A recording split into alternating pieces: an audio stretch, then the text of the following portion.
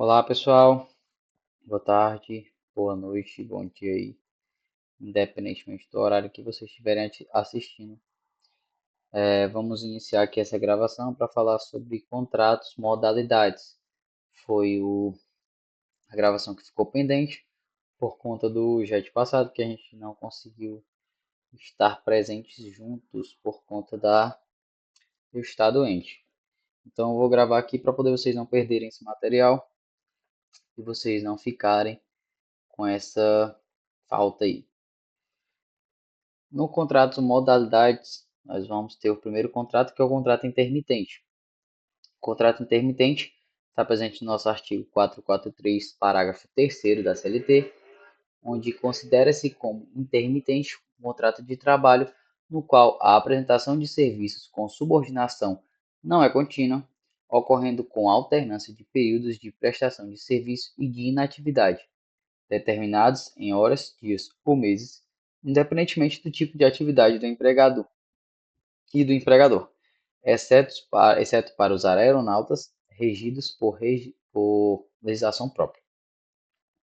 Nesse caso, o serviço ele não tem natureza contínua, no caso do contrato intermitente. Um dos exemplos que comumente acontecem são os contratos de produtoras de veículo. Normalmente, elas ali têm uma fábrica, né, que ela não para. Então, normalmente eles têm ali um contrato intermitente e eles sempre buscam essa modalidade de contrato.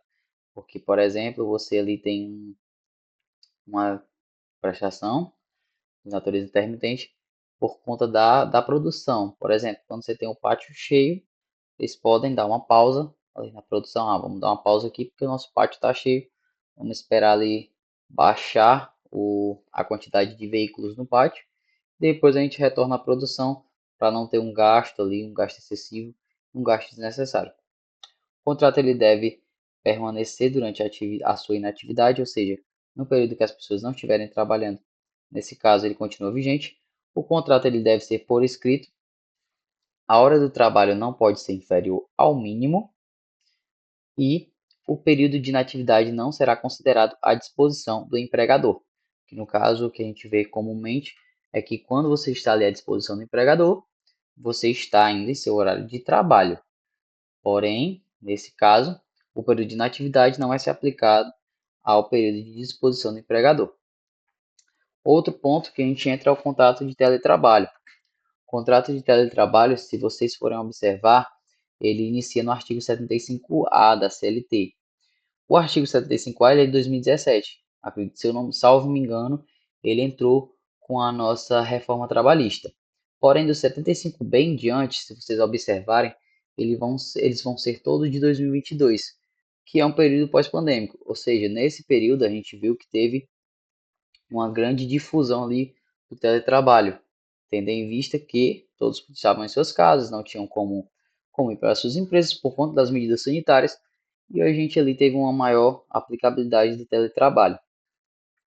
Mas partindo para ele, no artigo 75B, ele define o que é um teletrabalho, que ele é remoto, a prestação de serviços fora da dependência do empregador, de maneira preponderante ou não, com a utilização de tecnologias de informação e de comunicação, que por sua natureza não configure trabalho externo. Parágrafo 1º. O comparecimento, ainda que de modo habitual às dependências do empregador, passa para a realização de atividades específicas que exigem a presença do empregado no estabelecimento. Não descaracteriza o regime de teletrabalho ou trabalho remoto. Basicamente, resumindo aqui, o teletrabalho é aquele trabalho onde o funcionário se encontra ausente da empresa apenas fisicamente, ou seja, nos meios telemáticos, nos meios digitais, ele continua presente na empresa. Tudo o que ele faria estando fisicamente, ele consegue fazer estando telematicamente. Porém, esse é o ponto. Você tem que observar se realmente o único ponto que não vai acontecer é o fato dele não estar fisicamente lá.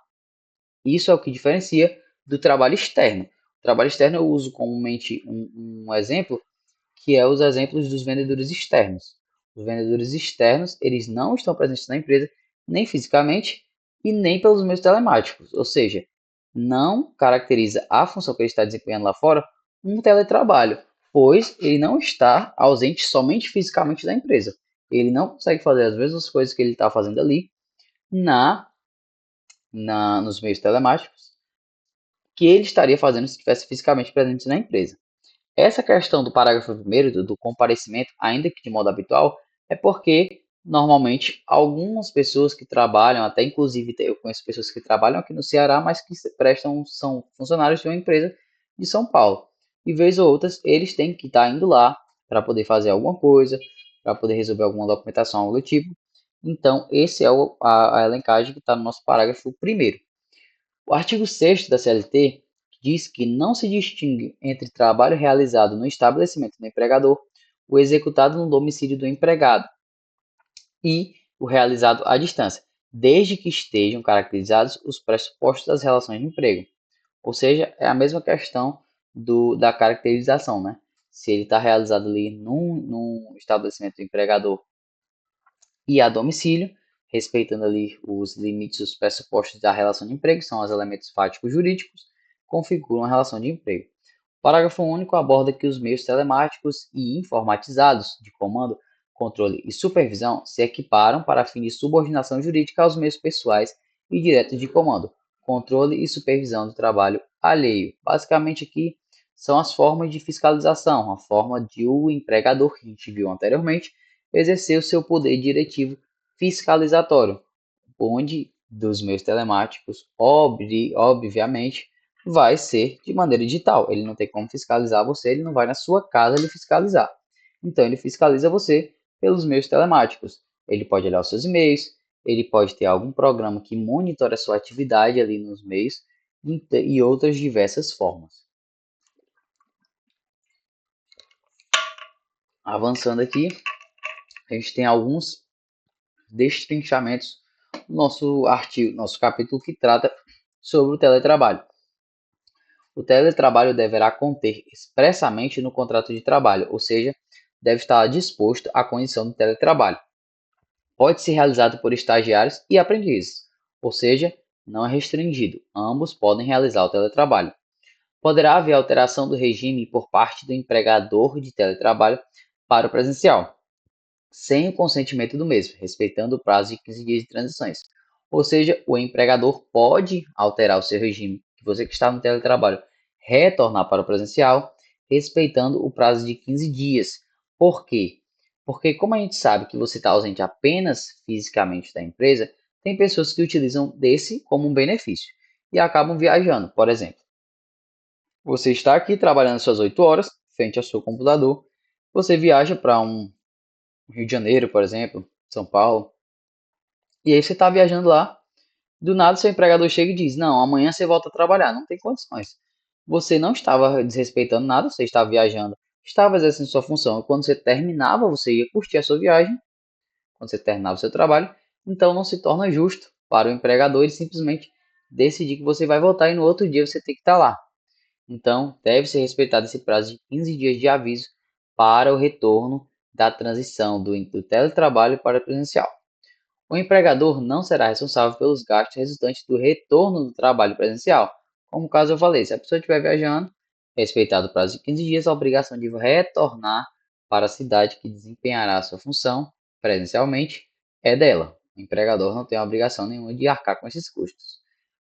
Gastos com infraestrutura e equipamentos estarão previstos no contrato escrito, mesmo se caso houver reembolso ao empregado. Um exemplo claro são a internet.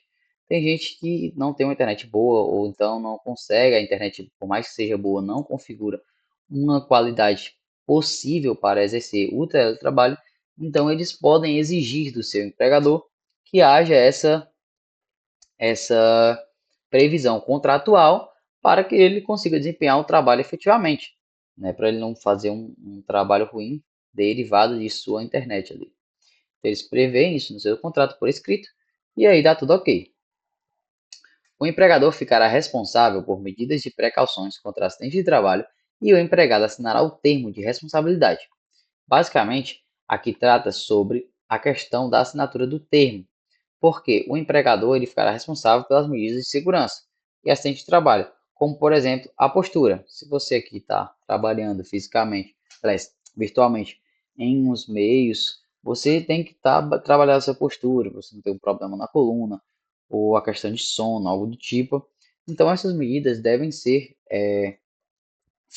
não devem, são de obrigação do empregador de tomar essas precauções. E você vai ter que assinar um termo ali dizendo que você está ciente das precauções que o empregador foi lá com a obrigação dele, mostrou a você, e você ali está ciente delas, que deverá cumprir no mínimo.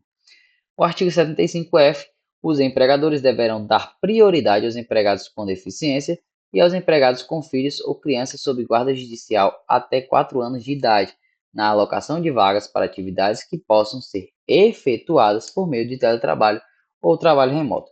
Basicamente, é você dar prioridade ali, se você tem surgiu uma oportunidade de teletrabalho, você tem que dar prioridade aos empregados com deficiência, aos empregados com filho ou criança sob guarda judicial de até 4 anos de idade. Então terá aí essa prioridade. Outro ponto que a gente entra agora é a terceirização. A terceirização, pessoal, nada mais é que quando a empresa tomadora de serviços, ela irá entrar em contato com a empresa ali, prestadora de serviços, para poder eles juntos terem ali um contrato, onde essa empresa, que é a tomadora de serviços, ela irá ali ter uma necessidade, pode ser o seu meio de atividade fim, que é no caso o que a pessoa desempenha, aliás, o que a empresa desempenha, por exemplo, a Unifor, pode ser o meio de ensino, que é a sua atividade fim, e poderá também ser situações adversas, não necessariamente pode ser ali a limpeza, a parte administrativa e vice-versa.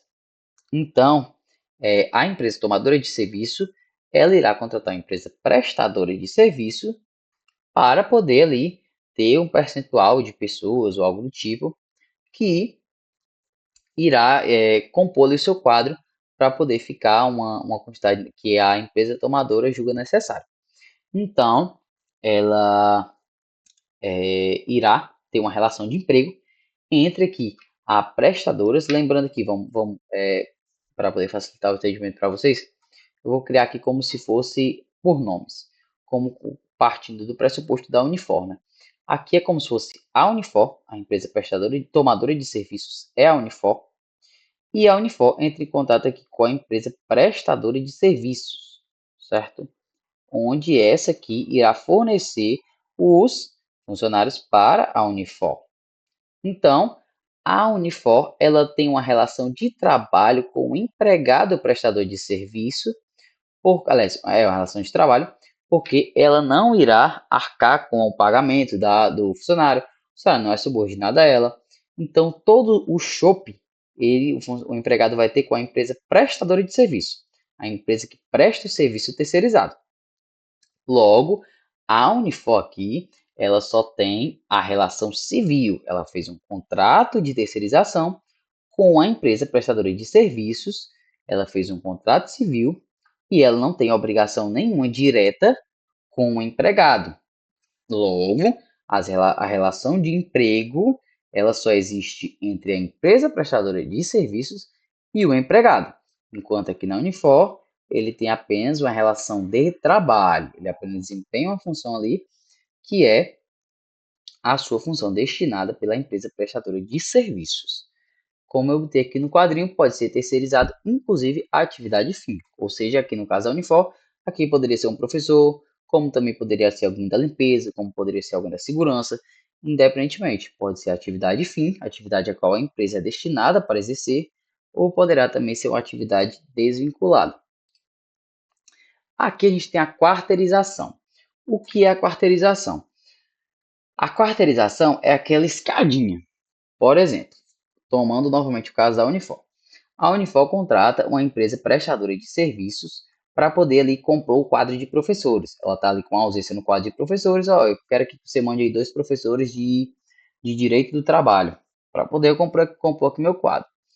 A empresa prestadora de serviço, ela vai contratar outra empresa. Ela subcontrata uma empresa para poder essa cumprir ali com a Unifor. Então a gente tem essa terceirização, aliás, a quarteirização, que é uma espécie de terceirização em cadeia. Então a gente vai vir aqui com a empresa tomadora, a Unifor, ela contrata uma empresa terceirizada e a terceirizada subcontrata outra empresa. Então o empregado ele vai ter uma relação de emprego com a empresa subcontratada, enquanto aqui tem duas relações civis.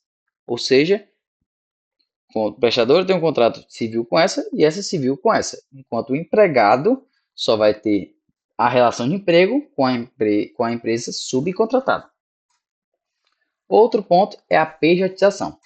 A pejotização nada mais é do que normalmente, lembrando, normalmente, uma intenção de burlar ali a nosso regime seletista. Lembrando, entre aspas, pessoal, não estou falando que é sempre essa forma, mas normalmente as empresas usam da pejotização para poder ser esse tipo de forma. A pejotização nada mais é do que você contratar uma PJ no lugar de você contratar uma pessoa física, que é, por exemplo, o que comumente fazem. Pegam um funcionário ali e dizem assim, ó, você está vendo aqui que tu tem poucos benefícios e tudo mais, por que tu não cria uma PJ para ti? Te contrato como PJ e aí tu vai ter esses benefícios, esses benefícios, esses benefícios. Prometem ali fundos imundos para a pessoa. Porém, o que ocorre na verdade é que a pessoa vira um mecânico. Porque quando tu contrata uma PJ, tu não tens obrigação de dar folga para aquela pessoa, de dar férias. PJ não tem, pessoa jurídica não tem férias. Pessoa jurídica não tem descanso, pessoa jurídica não é pessoa física, não tem, entendeste? Então, tipo, normalmente é essa a intenção. É uma intenção de ali tornar algo mecânico, algo que a pessoa ali não tinha anteriormente, e ela vai ter. Tem gente que não se atenta e acaba caindo nessa, né? Por isso que a pejotização com segurança deverá, aliás, como uma segurança jurídica para que não ocorra essa pejotização, ela deve ocorrer no intervalo de no mínimo 18 meses entre a demissão do empregado terceirizado e a contratação deste como empresa, exceto se o mesmo for aposentado.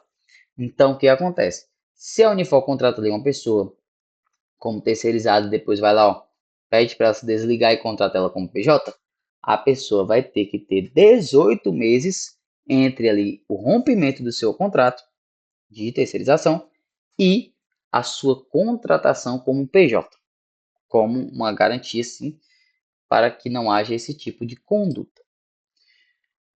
A terceirização, ela tem uma responsabilidade subsidiária da devedora principal, é a empresa prestadora de serviços, ou seja, o empregado ele cobra primeiro da empresa prestadora de serviços, ou seja, ela tem a obrigação, a empresa ali que foi contratada pela Unifor tem a obrigação de cumprir com todas as obrigações trabalhistas com o empregado que foi locado para a Unifor para prestar o serviço para a prestadora.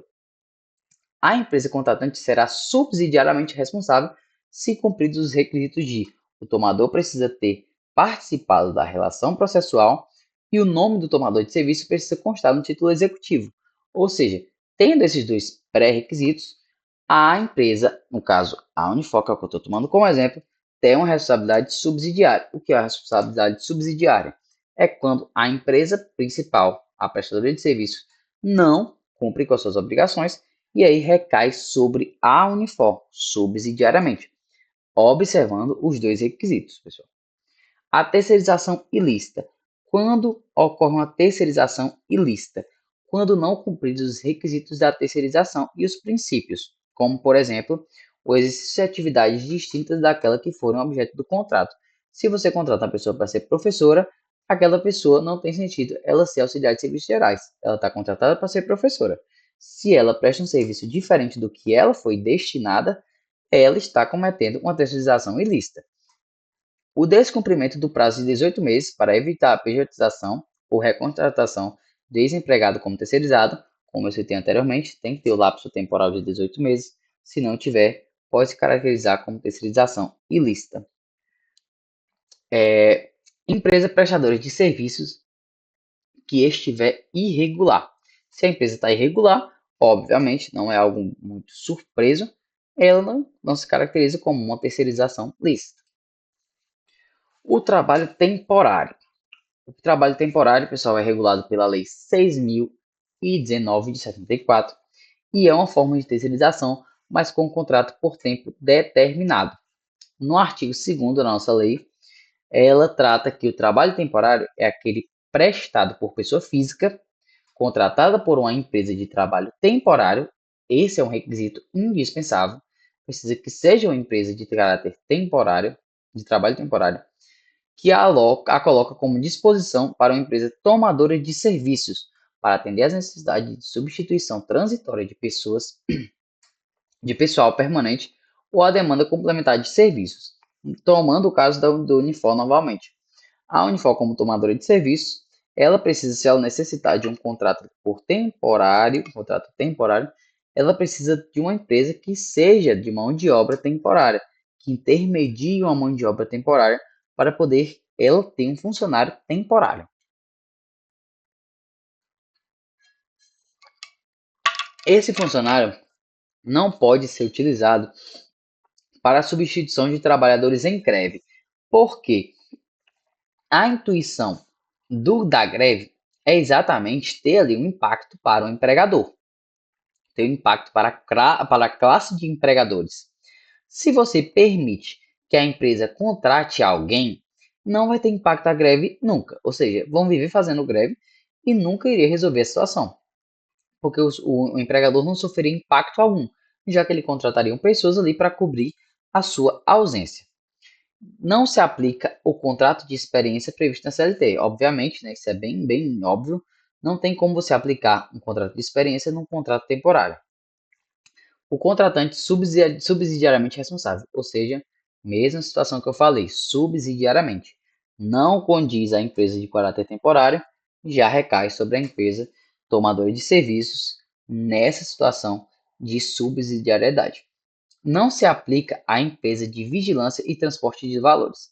Nesse caso, as empresas aí que são responsáveis por tipo de vigilância e por transporte de valores, elas não estão incluídas aí como objetos de contrato temporário. Aqui no caso eu peguei uma tabelinha lá nosso professor, que é bem resumida aqui o que é uma CLT, o que é um contrato seletista e o que é um contrato temporário. A contratação ela pode ser direta, aqui no caso dos meios, né? Essa aqui da CLT são as opções de contrato determinados, aqueles contratos que a gente viu que tem um limite de 2 anos e o de experiência de 90 dias. Então, esses aqui podem ser diretamente contratados pelo empregador, perdão. Enquanto aqui não pode, precisa do órgão intermediador, o órgão de mão de obra. As hipóteses são hipóteses bem taxativas ali no CLT, que são o serviço de natureza transitória, as atividades empresariais de caráter transitório e o contrato de experiência. São apenas essas 3 modalidades que permitem um contrato temporário, contrato determinado. A necessidade de substituição transitória de pessoa permanente e a demanda complementar de serviços, é o caso da Lei 6.019 de 74. O prazo é aquele mesmo que a gente estudou, 2 anos para as duas opções aqui acima, serviço de natureza transitória e atividades empresariais de caráter transitório, e o contrato de experiência é de 90 dias, enquanto o contrato aqui o contrato temporário, ele é de 180 dias consecutivos, mais 90 dias quando há comprovada a manutenção das condições que o ensejarem. A prorrogação aqui é o ponto diferente, mais válida, assim, entre aspas, porque a prorrogação só se dá uma vez aqui na CLT. Ou seja, se você prorroga 2, já se torna um contrato indeterminado, enquanto aqui não há limite, desde que respeitado esse prazozinho aqui, ó, de 180 dias mais 9. E aqui no caso, precisa de uma carência de 6 meses entre um contrato determinado e outro, enquanto na Lei 6.019 de 74 precisa apenas de 90 dias após cumprir o período máximo. O contrato de empreitada, para a gente finalizar aqui. O contrato de empreitada Ele está regido aqui também inicialmente na nosso OJ 191 do TST, que diz que diante da inexistência de previsão legal específica, o contrato de empreitada de construção civil entre o dono da obra e o empreiteiro não exija responsabilidade solidária ou subsidiária nas obrigações trabalhistas contraídas pelo empreiteiro, salvo sendo o dono da obra uma empresa construtora ou incorporadora. Aqui está na questão da subsidiariedade, a mesmo exemplo que eu dei na terceirização, de a pessoa ali, a empreiteira, ter a sua subsidiariedade entre o empregado, quando não há o cumprimento, por parte da empresa ali de construção. A subempreitada é basicamente a questão lá da quarteirização, mesmo exemplo da quarteirização, como é dito aqui no nosso artigo 455 da CLT e nosso parágrafo único. Nos contratos de subempreitada, responderá o subempreitado pelas obrigações derivadas do contrato de trabalho que celebrar, cabendo, todavia, aos empregados o direito de reclamação contra o empreiteiro principal pelo inadimplemento daquelas obrigações por parte do primeiro. Ao empreiteiro principal fica ressalvada nos termos da lei civil a ação regressiva contra o subempreiteiro e a retenção de importâncias a este devidas para a garantia das suas obrigações previstas nesse artigo. Nesse caso aqui, ele diz que o funcionário ele não somente pode cobrar do empreiteiro principal, quando a gente sabe ali que tem a cadeiazinha, tem a empresa tomadora, a empreiteira e a subempreiteira. Aqui ele posteriormente foi contratada para servir o empregado, para ceder o empregado. Então o empregado pode cobrar tanto da subempreiteira como da empreiteira principal. Aqui contratou a subempreiteira, certo? Pessoal, aqui a gente finaliza com o nosso contrato de empreitada. Lembrando que a nossa presença está aqui abaixo, no linkzinho na descrição do vídeo. E a palavra para poder vocês terem acesso à presença, lembrando que tem essa palavrinha para mágica, né? Para ver se realmente a pessoa assistiu o vídeo. A palavra é exceção. Quando vocês colocarem lá, palavrinha-chave é exceção, certo? Valeu, galera. Bons estudos aí e até a próxima.